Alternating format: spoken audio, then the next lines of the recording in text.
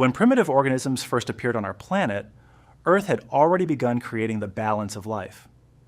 Scientists believe the very first animals appeared in the ocean about 500 million years ago, and quite some time passed, around 160 million years, before living creatures began, through evolution, to move onto land. What forced them to leave the ocean and start adapting to a life on land? Over time, the ocean grew smaller. Islands appeared, which later grew into enormous continents, while the number of living creatures in the ocean kept increasing. As a result, overpopulation gradually began, and many creatures, lacking legs or limbs for movement, were forced to crawl out onto land and, over a long period, adapt to a terrestrial way of life. For animals without limbs suited to moving on land, adaptation was agonizingly slow. Like invalids, they dragged themselves across the damp soil near the coastline. Evolution, or more simply, the transformation of a sea creature into a land creature, happened slowly, over hundreds of thousands of years. Gradually, fins turned into legs, but these animals continued to live both on land and in their native watery element. Born in the water, they grew up and moved onto land, and scientists later named them amphibians. Every one of us is familiar with the modern descendants of those first amphibians, crocodiles, frogs, and other members of the amphibian world. Born in water, they only later become acquainted with dry land. This stage of evolution happened even more slowly, over millions of years, but it was unstoppable. Many amphibians, leaving the watery world behind, pushed steadily deeper into the land's domain, staying on solid ground longer and longer until eventually they abandoned their native element altogether. What was once their birthplace and home became, for new generations, foreign.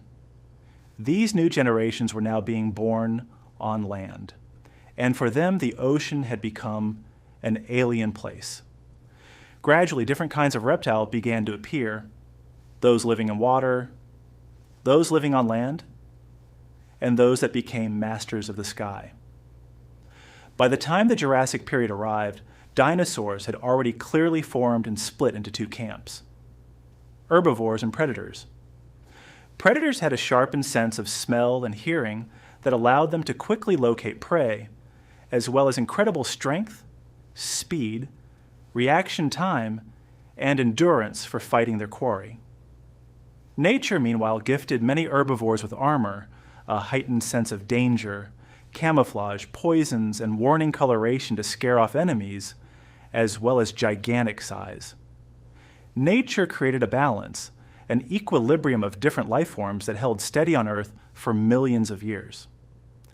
Let's focus on two of the most popular eras of ancient history, in which an enormous number of species of ancient reptiles appeared: the Jurassic and Cretaceous periods.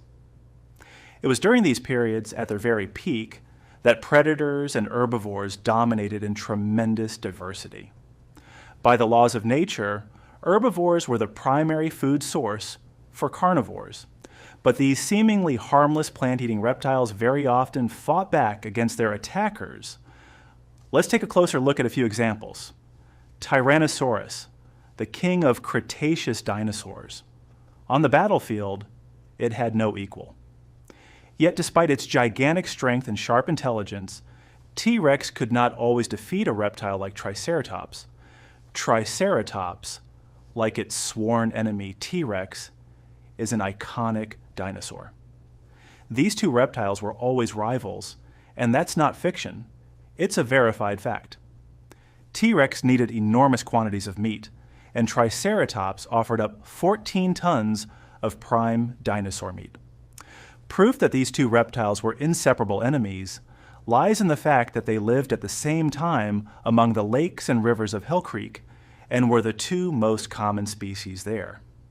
Triceratops makes up about 40% of the dinosaur fossils found at Hell Creek, with Tyrannosaurus in second place at roughly 25%.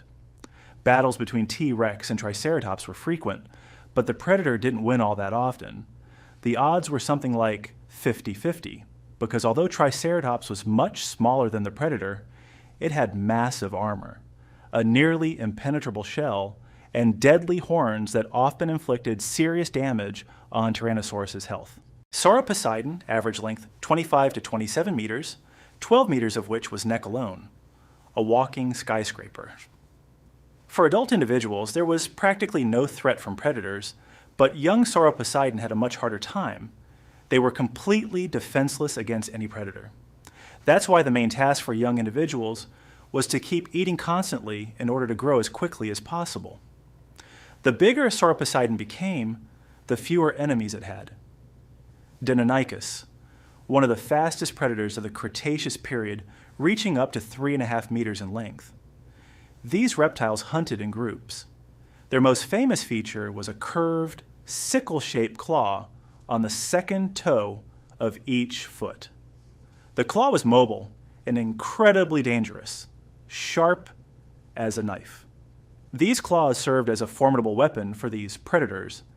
Their prey included small Zephyrosaurus, as well as large Ornithomimus and Tyrannosaurus. Hadrosaurs also lived in the same habitat, along with Ankylosaurus and Edmontonia, which Deinonychus could hunt in packs. Their diet also included young Sauroposeidon. It's hard to say who usually came out victorious in these fights, since Deinonychus hunted in packs, and of course when attacking a very large animal, some inexperienced Deinonychus individuals died in the process. So here we can put the odds at 70-30 in favor of the predator. Ankylosaurus, a resident of the late Cretaceous period, and a vegetarian. Ankylosaurus is often called the armored tank of the ancient reptiles, but its armor only protected the upper part of its body.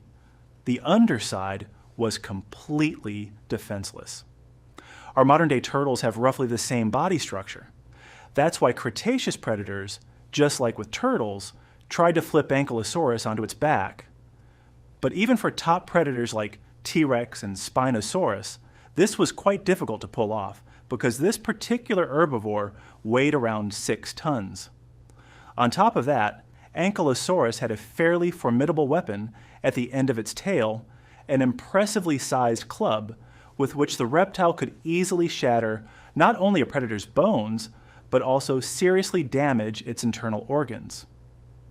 So in the standoff between herbivore and predator, we'll call it 50-50, a draw.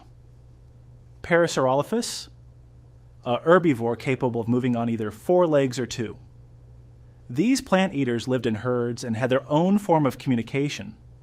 The crest on its head, according to one hypothesis, amplified sound signals between individuals, but there's also a view that the low-frequency infrasound could serve as a form of defense. If an entire herd produced this sound simultaneously in one direction, toward a threat for example, the resulting wave could knock a predator off its feet or affect its brain and disorient it. So in this standoff, we'll rate it 50-50 as well.